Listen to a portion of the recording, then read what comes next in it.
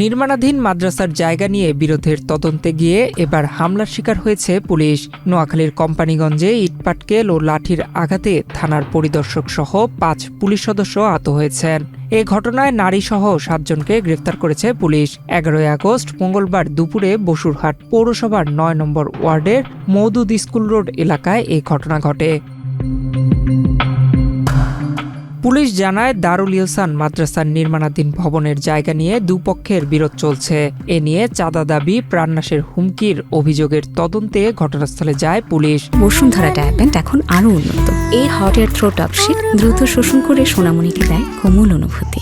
তদন্ত শেষে চলে যাওয়ার সময় মাদ্রাসার সিসি ক্যামেরা ভাঙচুরের খবর পেয়ে পুলিশ আবার সেখানে যায়।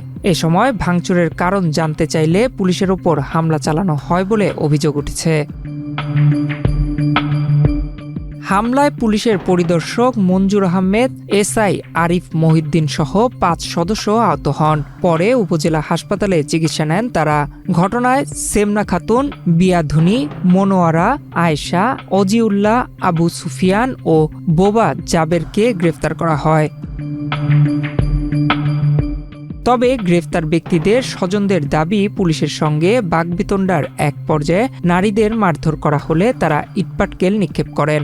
কোম্পানিগঞ্জ থানার ওসি মোহাম্মদ নুরুল হাকিম বলেন, এই ঘটনায় পরিদর্শক মঞ্জুর আহমেদ বাদী হয়ে পুলিশের ওপর হামলা ও কর্তব্য কাজে বাধা দেওয়ার অভিযোগে মামলা করেছেন। মামলায় গ্রেফতার ৭ জন সহ অজ্ঞাত আরও ২০ থেকে ২৫ জনকে আসামি করা হয়েছে। এলাকাবাসী জানান, এর আগে ১০ আগস্ট সোমবার জামায়াত সমর্থিত সাখাওয়াত হোসেন রোমন মাদ্রাসা নির্মাণ করতে গেলে বিএনপি সমর্থিত কিছু লোক বাধা দেয়। এ নিয়ে আওয়ামী লীগ সহ ত্রিমুখী সংঘর্ষে জড়িয়ে পড়ে। এ ঘটনায় বেশ কয়েকজন আহত হয়েছেন।